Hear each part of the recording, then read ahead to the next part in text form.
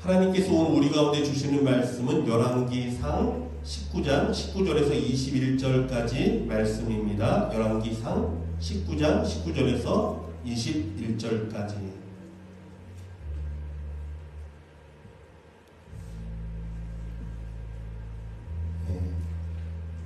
같이 읽도록 하겠습니다. 시작. 엘리야가 거기서 떠나 사밧의 아들 엘리사를 만나니 그가 12겨리스도를 앞세우고 밭을 가는데 자기는 12째 겨리스도와 함께 있더라. 엘리야가 그리로 건너가서 겉옷을 그의 위에 던졌더니 그가 소를 버리고 엘리야에게로 달려가서 이르되 청하건대 나를 내 부모와 입맞추게 하소서. 그리한 후에 내가 당신을 따르리이다. 엘리야가 그에게 이르되 돌아가라. 내가 내게 어떻게 행하였느냐 하니라. 엘리사가 그를 떠나 돌아가서 한 겨리스도를 가져다가 잡고 소의 기구를 불살라 그 고기를 삶아 백성에게 주어 먹게 하고 일어나 엘리야를 따르며 수종 들었더라. 아멘. 자, 오늘 말씀은 용납하기 힘든 사람이라는 제목으로 엘리야와 엘리사의 관계에 대해서 말씀을 좀 묵상해 보고자 합니다. 여러분, 엘리야와 엘리사는 참 닮은 점이 많은 것 같아요. 그렇죠? 이름도 비슷하죠. 엘리야, 엘리사. 그리고 그의 행한 사역들도 보면 비슷한 부분들이 많이 있습니다. 예를 들어서 사르밧 과부의 아들을 살려냈죠. 엘리야가. 엘리사는 수렙 여자의 아들을 살려냈어요.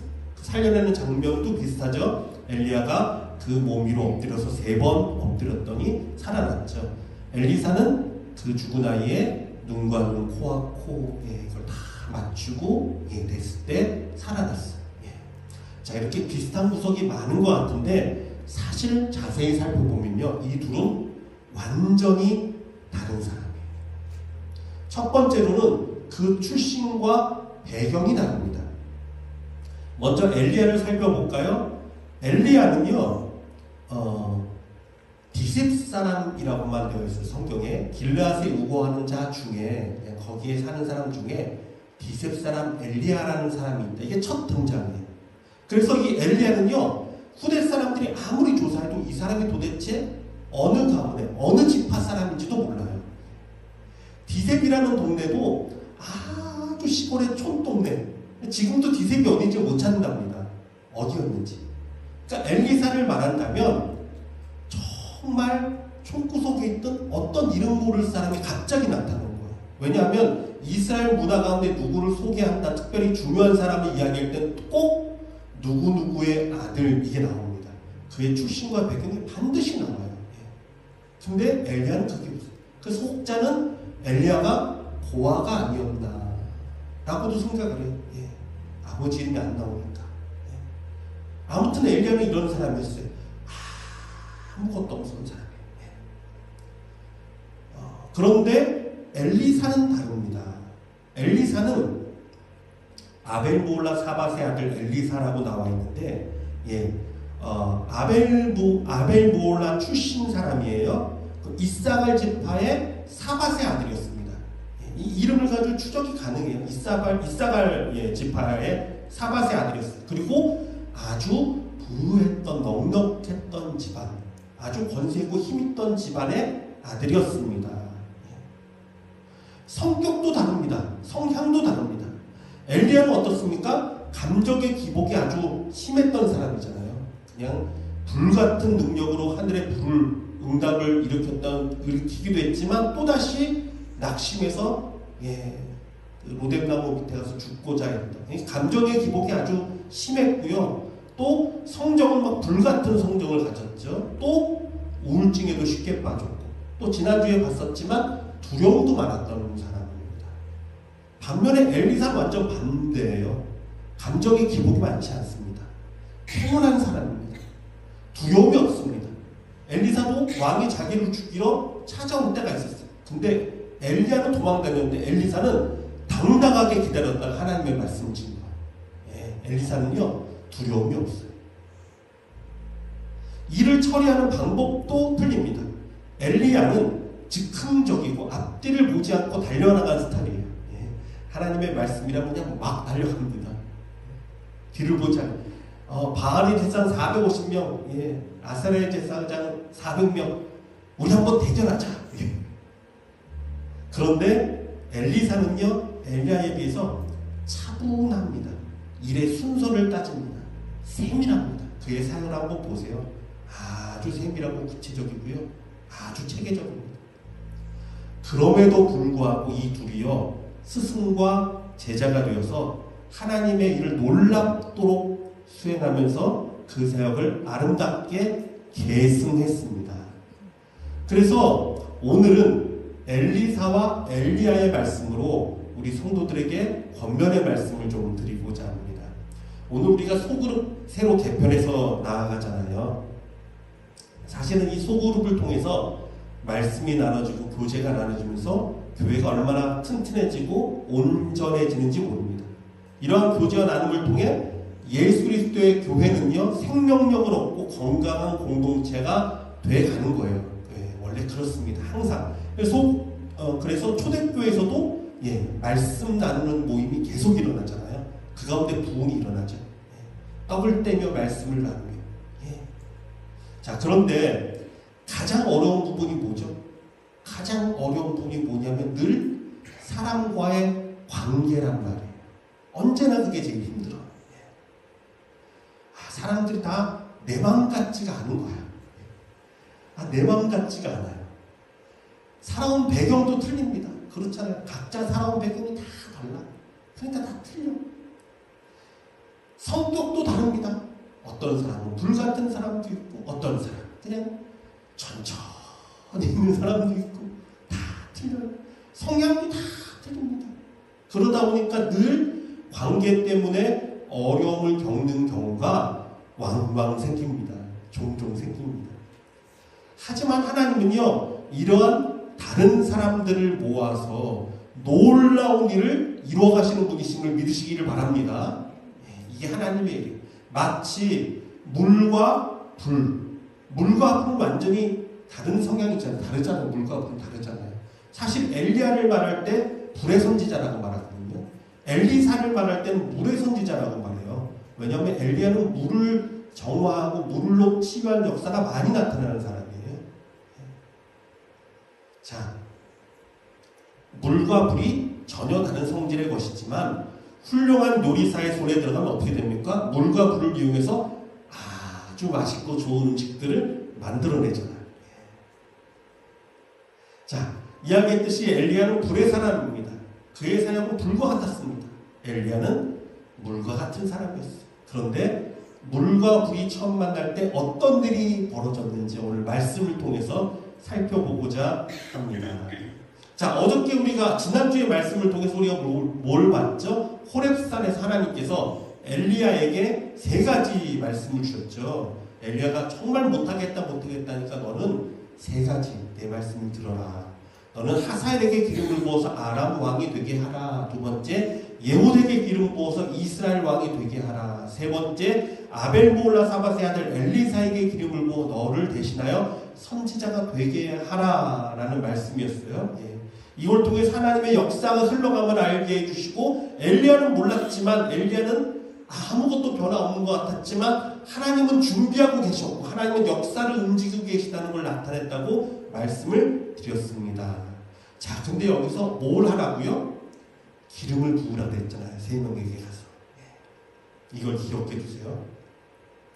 자, 그리고 엘리야가 이 하나님의 말씀을 듣고 제일 먼저 달려간 곳이 어디였을까요? 어디부터 달려갔을까요? 순서대로 따지자면 누구예요? 하사엘. 하사엘에게 기름 부어 아람 왕이 되게 했잖아요. 하사엘에게 기름 부어야 되고요. 2번째 예후에게 기름 부어야 되잖아요. 3번째가 엘리사잖아요. 근데 순서를 바꿨습니다. 엘리야는 왜 그랬을까요?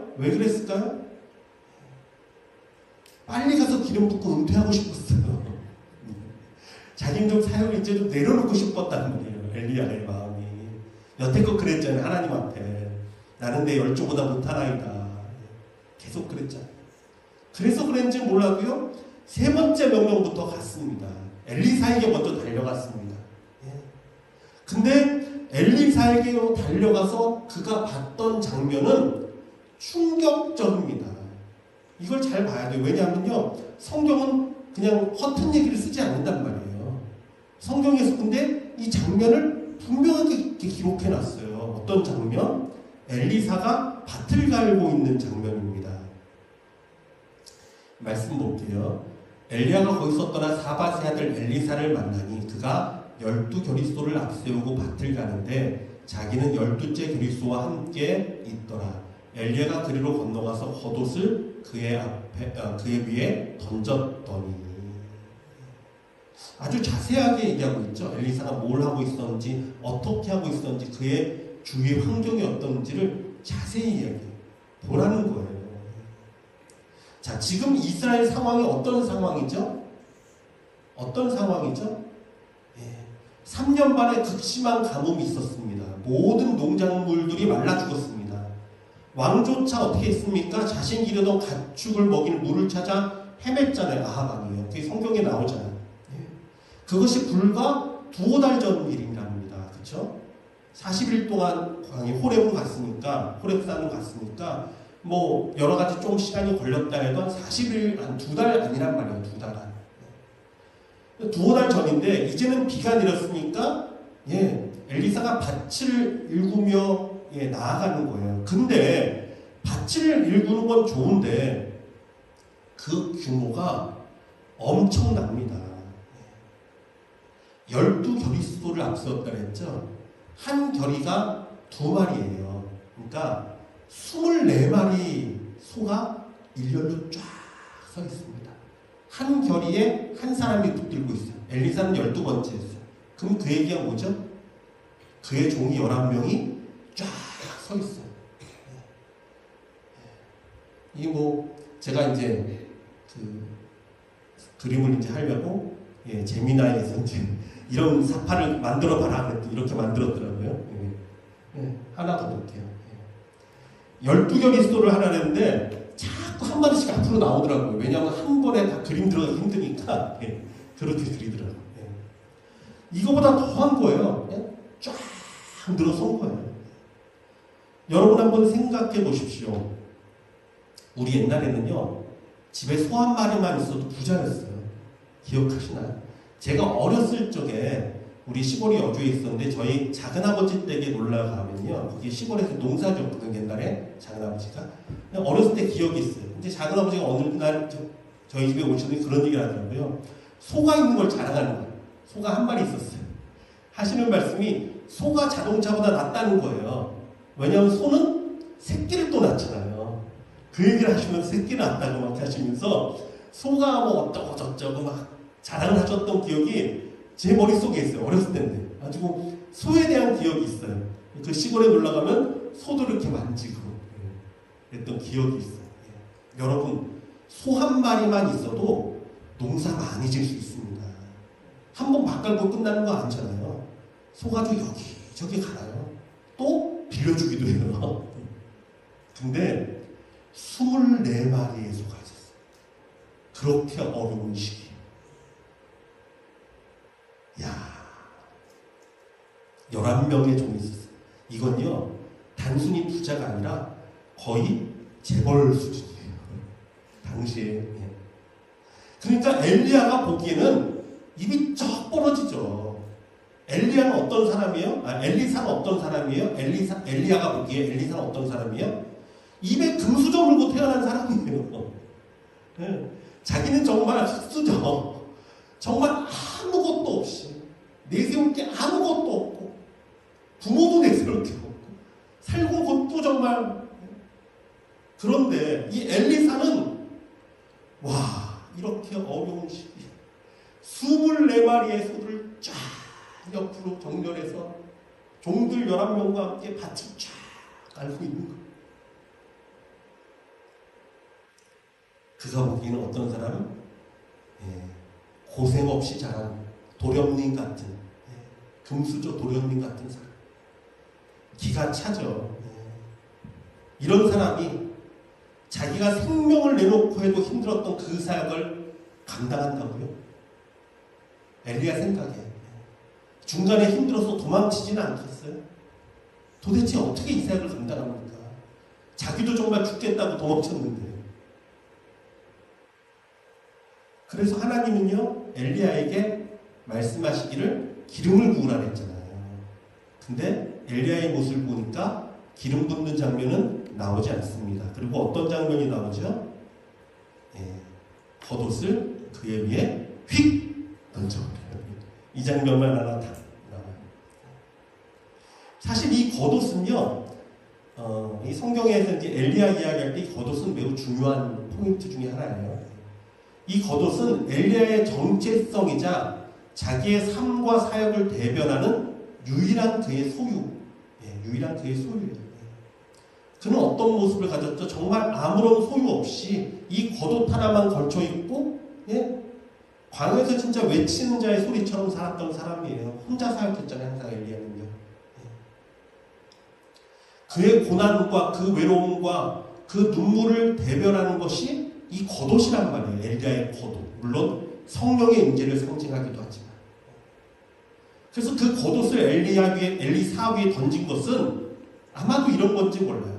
엘리사야, 너가 가진 이 부귀와 평안과 밭과 소를 다 내려놓고 너는 이 허름한 옷 입고 그리고 나처럼 살 수 있겠느냐? 그 영광 다 버리고 이 정말 낡고 거친 옷 입고 나 따를 수 있어?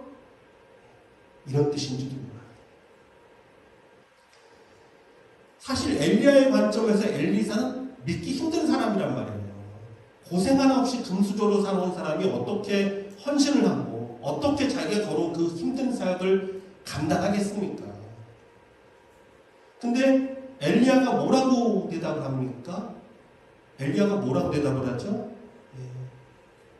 엘리야의 대답은요, 이렇게 말합니다. 엘리사의 대답. 그가 소를 버리고 엘리야에게 달려가서 이르되 청하건대 나를 내 부모와 입맞추게 하소서. 그리한 후에 내가 당신을 따르리이다. 엘리사가 말하기를 바로 그 돛을 딱 걸쳐있지도 않고 먼저 부모에게 인사하겠다는 거예요. 부모에게 인사하고 떠나겠다는 거예요. 엘리야가 볼 때 엘리사는 한심합니다. 왜? 자기는 그렇게 살지 않았단 말이에요. 자기는 그렇게 사역하지 않았어요. 하나님 말씀이라면 물불을 안 가렸어요. 당장 뛰어나갔던 사람이에요. 지금 당장 그 정도의 결심도 없이 어떻게 주의 길을 걷겠다고 하는지 엘리야가 볼 때는 엘리사는 자격 미달이란 말이에요. 엘리사가 볼 때. 그래서 그는요, 엘리사를 향해 벗어던진 겉옷을 다시금 주워 입고 엘리사 곁을 떠났습니다. 그걸 어떻게 하느냐? 결국 이 겉옷이 언제 엘리사의 손에 들어갑니까? 엘리야가 불말과 불병거, 회리바람을 타고 승천할 때 겉옷이 떨어져요. 그때 엘리사가 이 겉옷을 붙잡고 있습니다. 이 얘기는 뭐죠? 엘리야가 그 겉옷을 가져갔어요, 다시. 자, 이제 관점을 좀 바꿔서 엘리사의 관점을 한번 생각을 해볼게요. 엘리사의 관점. 엘리사의 관점에서 엘리야는 어떤 사람입니까? 모든 절차와 방법을 다 무시하고 무조건 내 말만 따르라는 꽉 막힌 스승이에요. 꽉 막힌 스승이에요. 그래도 부모에게 인사를 하고 떠나야 되잖아요. 그냥 떠나면 어떡해요. 그래도 아들이 유괴됐는지 사라졌는지 죽었는지 얼마나 걱정할까. 그래도 인사는 해야죠. 그쵸? 그리고 하던 일도 정리는 해야죠. 뭔가 정리는 해야죠. 어떻게 그냥 떠납니까? 바로 안 따르겠다는 것도 아니고 싫다는 것도 아닙니다. 모든 것을 정리하고 완전히 따르기 위해서 아주 잠깐의 시간만 달라는 거예요. 근데 왜 이걸 이해 못하는지, 왜 이걸 용납을 못하는지. 혹자는 이걸과 누가복음 9장에 예수님께서 자신을 따르려는 자에게 하신 말씀과 비교를 하기도 한데 다른 이야기입니다. 이거 잠깐만 보고 갈게요. 누가복음 9장에는 이런 말씀이 나와요. 또 다른 사람이 이르되 주여 내가 주를 따르겠나이다마는 나로 먼저 내 가족을 작별하게 허락하소서. 예수께서 이르시되 손에 쟁기를 잡고 뒤를 돌아보는 자는 하나님 나라에 합당하지 아니하니라 하시니라. 자, 보십시오. 예수님을 만난 사람의 마음은요, 쟁기를 잡고 뒤를 돌아보려는 마음. 무슨 말이냐면 가족과의 작별 인사를 핑계로 예수님을 따르는 것을 뒤로 미루고자 하는 마음이 있단 말이에요. 왜? 예수님은 마음의 중심을 아시잖아요. 결국 이 사람은 어떻게 해요? 예수님을 따르지 못하잖아요. 이 사람의 마음의 중심은 따르겠다. 내가 완전히 따르기 위해 이걸 빨리 정리하고 가겠다. 이런 마음이 아니에요. 미루고자 하는 거. 손에 쟁기를 잡고 뒤로 돌아보자. 아, 이건 어떡하지? 저건 어떡하지? 이것과 엘리사는 완전히 차원이 다른 이야기란 말이에요. 엘리사는 확고합니다. 엘리사를 따라서 가장 어려운 시기에 하나님의 선지자가 돼서 민족과 나라를 위해 헌신할 마음의 준비 결단이 서 있어요. 단지 그렇게 나아가기 위해서 부모에게 잠시 인사하고 쟁기도 거두고 완전히 마무리하고 떠나겠다는 거예요. 이게 다른 거예요. 엘리야와 엘리사가. 그런데 그걸 못 참고 엘리야는 겉옷을 거두어 가버렸습니다. 엘리사가 얼마나 마음이 상했을까요? 그렇죠? 그래도 엘리사는요, 마무리를 딱 짓니다. 다음 말씀 보니까 이렇게 돼 있어요. 엘리사가 그를 떠나 돌아가서 한 겨릿소를 가져다가 잡고 소의 기구를 불살라 그 고기를 삶아 백성에게 주어 먹게 하고 일어나 엘리야를 따르며 수종 들었더라. 자, 앞에 엘리야 모습 볼까요? 돌아가라. 내가 내게 어떻게 행하였느냐. 이게 엘리야의 모습이었죠. 그리고 옷을 다시 벗고 엘리야는 떠났어요. 그렇죠? 근데 엘리사는 한 겨릿소, 두 마리죠. 자기가 몰던 소. 그걸 가져다가 잡아서 소의 기구를 불살라서 그 두 마리를 삶아서 가난한 백성들에게 다 나눠주고 정리하는 거예요. 내가 이제는 다시 돌아오지 않겠다는 거예요. 당연히 부모에게 인사는 했겠죠. 다시는 내가 돌이키지 않겠다는 거예요. 완전히 정리하고 엘리사를 따라가서 수종 들기 시작합니다. 결국 엘리사 따라가서 수종 들다 섬기는 거예요. 그냥 무조건 섬깁니다. 자, 그 후로 시간이 얼마나 흘렀을까요? 신학자들은요, 엘리사가 부름을 받고 그의 스승인 엘리야가 승천하기까지의 기간을 짧게는 5년, 길게는 11년을 보아요.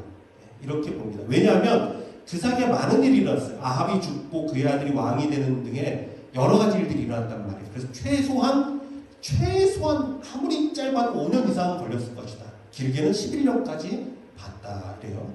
그래서 우리는 신학자들의 의견 중에서 딱 중간 정도인 한 8년 정도를 생각해 보자고요. 8년 정도. 그렇다면 8년 동안 엘리야와 엘리사는 어떤 모습이 있을까? 우리 궁금하지 않습니까? 이것을 유추해 볼 수 있는 말씀이 한 군데 나옵니다. 열왕기하 3장 11절 말씀이에요. 같이 한번 읽어볼까요? 시작. 여호사밧이 이르되 우리가 여호와께 물을 만한 여호와의 선지자가 여기 없느냐 하는지라. 이스라엘 왕의 신하들 중에 한 사람이 대답하여 이르되 전에 엘리야의 손에 물을 붓던 사밧의 아들 엘리사가 여기 있나이다 하니. 자, 엘리사에 대한 이야기가 쫙 퍼졌어요. 이제 엘리사를 따라요. 어떤 모습으로? 엘리야를 따라다니면서 손에 물을 붓다. 이건 어떤 거냐면요, 종이 섬기는 거예요. 음식을 먹을 때, 주인이 음식을 먹을 때 종이 물을 갖다가 물을 손에다 부어줍니다. 손을 닦으라고. 종이 하는 일이에요. 엘리사는요, 철저히 종의 모습으로 엘리야를 섬겼어요. 그걸 모든 사람이 알아요. 야, 엘리사는 엘리야를 따라다니면서 섬겼구나. 종처럼 섬겼구나. 여러분 참 희한해요. 하나님의 법이 그렇다니까요. 모세의 후계자가 누구죠? 여호수아죠. 여호수아는 어땠습니까? 여호수아도 칭할 때 모세의 수종자, 모세의 종으로 불렸던 사람. 여호수아도 마찬가지예요. 진짜 모세를요 섬겼던, 종으로 섬겼던. 야, 이게 하나님의 법이더라고요. 엘리사는요 8년 동안 정말 숨겼어요. 아마 엘리야는 그 시간에도 동일했을 거예요. 어떻게? 됐어, 돌아가. 너가 정말 이거 감당할 수 있어? 그냥 돌아가서 편한 데 쉬어. 끊임없이 얘기했을 것 같아요. 그렇지만 엘리사는 떠나지 않았습니다. 묵묵히 따랐습니다. 마지막까지. 어떻게 그걸 유추하냐고요? 마지막 때의 모습을 보면 알아요. 자, 성경 말씀 볼까요? 열왕기하 2장 1절에서 2절까지. 여호와께서 회오리 바람으로 엘리야를 하늘로 올리고자 하실 때에 엘리야가 엘리사와 더불어 길갈에서 나가더니 엘리야가 엘리사에게 이르되 청하건대 너는 여기 머물라. 여호와께서 나를 베델로 보내시느니라 하니 엘리사가 이르되 여호와께서 살아계시는과 당신의 영혼이 살아있음을 두고 맹세하노니 내가 당신을 떠나지 아니하겠나이다 하는지라. 이에 두 사람이 베델로 내려가니 마지막까지도 엘리야는 뭐 하고 있습니까? 너 따라오지 마. 너 따라오지 마. 하나님이 나를 베델로 보낸다. 너 따라오지 마. 이제 그만 됐어. 너 이제 여태껏 됐으니까 돌아가.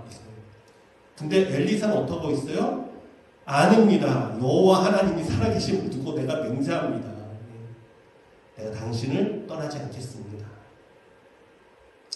자, 그 다음 장면입니다. 지금 여기는 길갈에서 있었던 일이에요.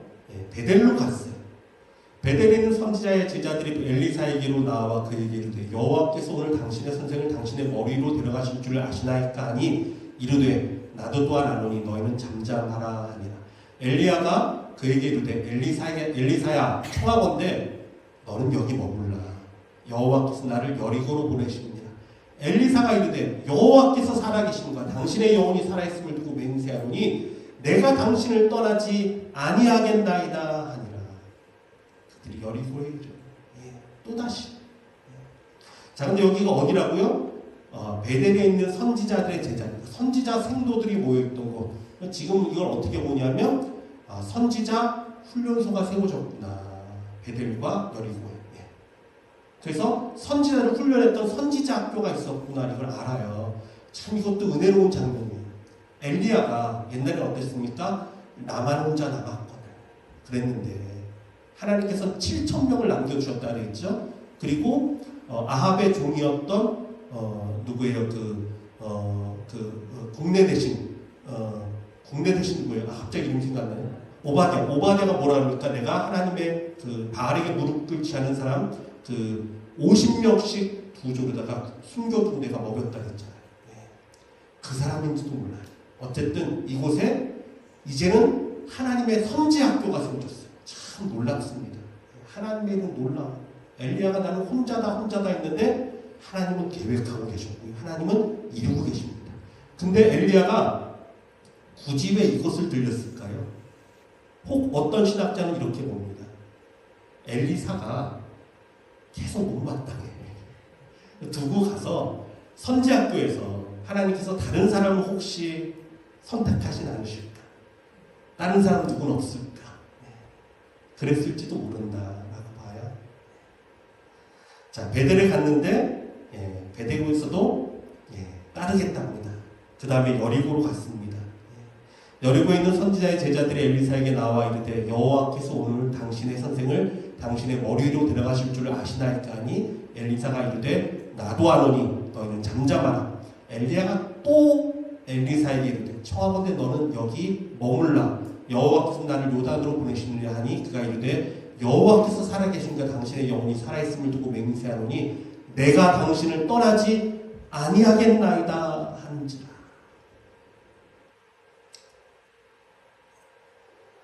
아무튼요, 엘리야는요 엘리사에게 냉정했습니다. 냉정했어요. 그 잘난 겉옷도 안 주고 다시 뺏어놓고 마지막 순간에도 너 그냥 여기 있어. 내가 갈 테니까 뛰어놀려가고. 자, 이렇게 살펴보면 엘리야와 엘리사의 관계는요 인간적인 관계로 본다면 참 어렵고 힘든 관계였다는 걸 알 수 있어요. 어렵잖아요. 힘들잖아요. 엘리야는 어땠습니까? 따라오지 말라는데도 8년 동안이나 계속해서 따라붙은 엘리사가 귀찮았을 것이고, 좀 말 좀 듣지 왜 자꾸 따라와? 자꾸 신경질 냈을지도 모르고. 엘리사는 자신을 믿어주지 못하는 스승을 따르는 것이 얼마나 힘들었을까. 언제나 즉흥적이고 배려심도 없고, 엘리야가 좀 그렇잖아요. 고립된 삶을 살았던 사람이라 좀 독특합니다. 엘리야는 사역이 늘 혼자였어요. 엘리사는 반대예요. 사람들과 함께 항상. 그러니까 엘리야는요 좀 독특해요. 그 왕의 신하가 50명의 군사들을 보냈으니 50명의 군사가 찾아올 때도 그냥 두려우면 두렵다 하면 되는데 뭐라고 말하죠? 내가 만약 하나님의 사람이면 하늘에서 불이 내려와 너희들을 살릴 것이다. 불이 내려와 살리잖아요. 근데 사실은 뭐였어요? 하나님이 두려워하지 마라. 따라가라. 그래서 따라가잖아요.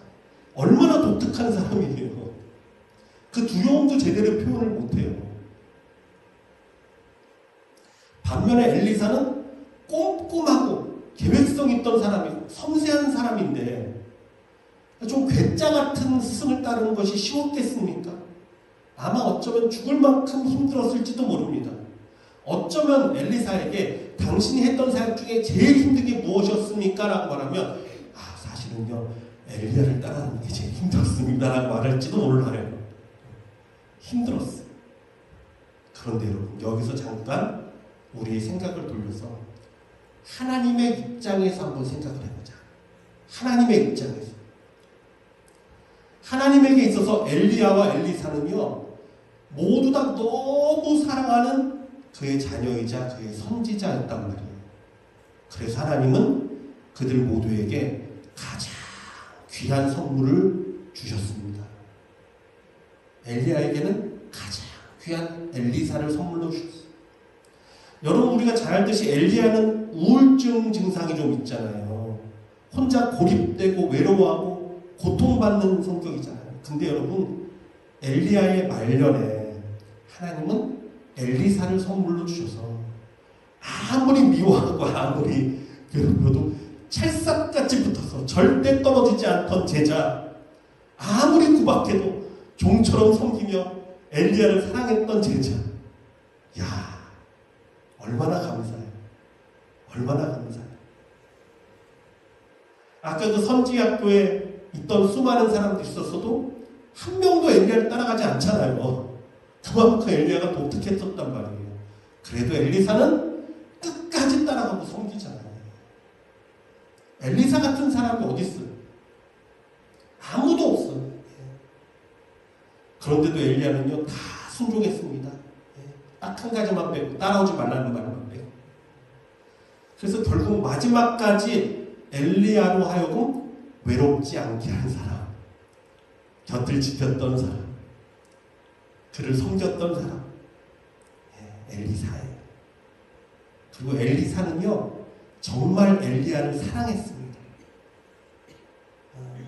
저는 그 장면, 겉옷이 이제 떨어졌다 그랬잖아요. 승천할 때 겉옷이 떨어졌어요. 겉을 붙들고 요단을 건너갈 때, 사실 엘리야가 건널 때 그랬거든요. 겉옷을 치면서 요단을 갈랐어요. 근데 다시 엘리야의 겉옷을 엘리사가 붙들고 요단을 내리치면서 엘리야의 하나님 어디 계십니까? 엘리야의 하나님. 그 엘리야의 하나님을 부르던 그 자. 엘리사의 마음에는요 엘리야가 있어요. 물론 그 하나님을 찾는 거지만 엘리사가 있어요. 그리고 엘리야가 걸었던 그 길을 그대로 돌아갑니다. 여리고 베델 길간 그대로 가다가 어디로 가냐면요 갈멜산으로 나가요. 여러분 갈멜산이 어디예요? 엘리야가 능력행했던 갈멜산으로 나가요. 엘리야를 진짜 사랑했어요. 그리고 사마리아로 가죠. 그리고 엘리야가 하지 못했던, 다 이루지 못했던 사역, 하사엘에게 기름 붓고 예후에게 기름 붓는 것, 묵묵히 엘리사가 그 사역을 이어받아서 그것들을 행하며 엘리야의 제자로 그 일들을 다 감당하며 나아갑니다. 그렇다면 엘리사에게 엘리야는 어떤 사람이었을까요? 마찬가지입니다. 하나님은 엘리사에게도 엘리야라는 가장 큰 선물을 주셨어요. 잘못하면 엘리사는요 세상 만족과 세상 부귀에 취해서 인생을 허비할 수 있었습니다. 다 가진 자라니까, 다 있었으니까. 근데 엘리야를 통해서 그는요 새로운 삶을 살게 되었고 엘리야를 통해서 갑절의 성령의 임재를 받았어요. 그래서 엘리사의 사역을 보면요 정말 이 사역의 일들이요 쭉 적어놓으면 갑절이에요. 2배로 사역 능력을 더 많이 해요. 그리고 엘리야와 함께했던 이 8년은요 순종과 겸손과 섬김을 훈련받았던 가장 귀한 시간입니다. 엘리야를 통해 그는 가장 능력 있고 온전한 선지자가 될 수 있었단 말이에요. 자 여러분 이렇듯 하나님의 섭리는요 참 놀랍습니다. 참 놀랍습니다. 잠언 27장 17절에 이런 말씀이 나옵니다. 우리 다 같이 읽어볼까요? 시작. 철이 철을 날카롭게 하는 것 같이 사람이 그의 친구의 얼굴을 빛나게 하느니라. 엘리야와 엘리사는 비록 서로에게 힘들고 어려운 사람이었고 그들의 관계는 쉽지 않았을지 몰라도 결국 그들은요 서로의 얼굴을 빛나게 하고 하나님의 영광을 나타내게 되었습니다. 할렐루야. 사랑하는 성도 여러분, 교회도 마찬가지입니다. 소그룹을 통해, 관계를 통해, 교회를 통해 우리는 때로는 어려움을 호소하고 때로는 힘들 때도 있을 것입니다. 그러나 여러분, 우리는 서로에게 가장 귀한 하나님의 선물임을 깨닫기를 원합니다.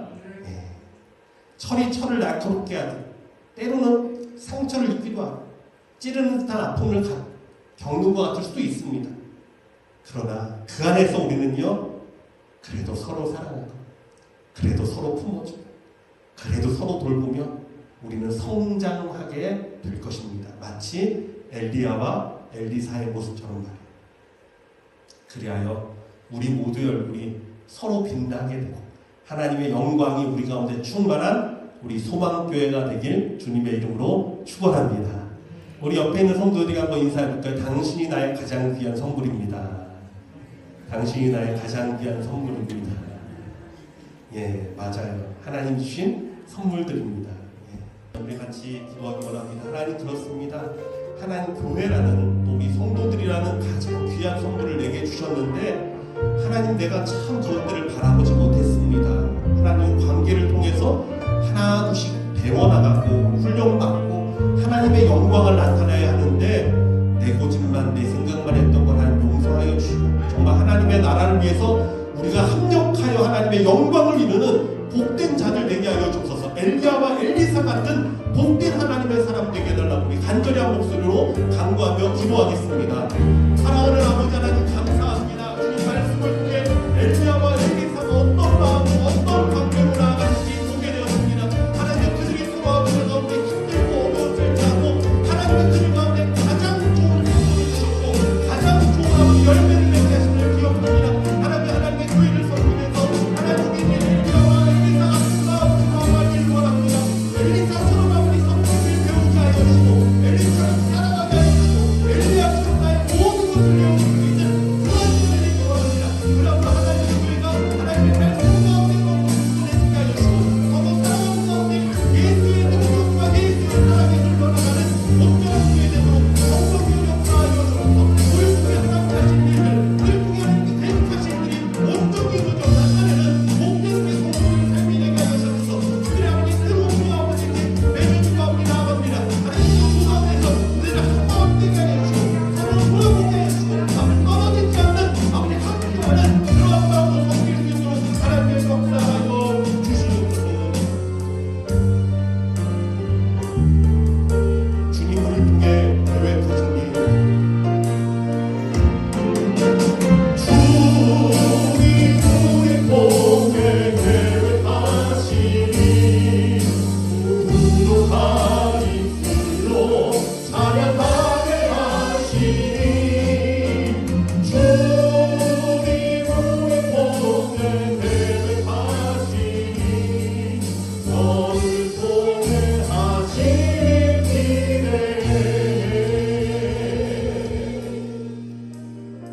사랑하는 아버지 하나님 들었습니다. 우리가 서로를 바라보며 너를 통해 하실 일을 기대하는 자들 되게 하여 주시고 하나님 우리를 통해 이루실 일을 소망하며 나아가는 복 교회 되게 하여 주시옵소서. 새롭게 아버지 조가 형성되어 나아갑니다. 하나님 그 안에서 섬김을 배우게 하여 주시고 사랑을 배우게 하시고 엘리사처럼 내가 결단코 떠나지 않겠습니다. 함께 하겠습니다. 함께 섬기겠습니다. 라고 말하는 다짐이 있게 하여 주시옵소서. 그야말로 하나님의 교회가 하나님의 몸 예수 그리스도의 몸을 이루며 온전하게 성장하고 배우고 자랄 수 있도록 하나님 우리를 사용하여 주시옵소서. 지금은 우리 주 예수 그리스도의 은혜와 하나님의 극진하신 사랑과 성령님의 위로 감동 역사하시는 충만하신 은혜가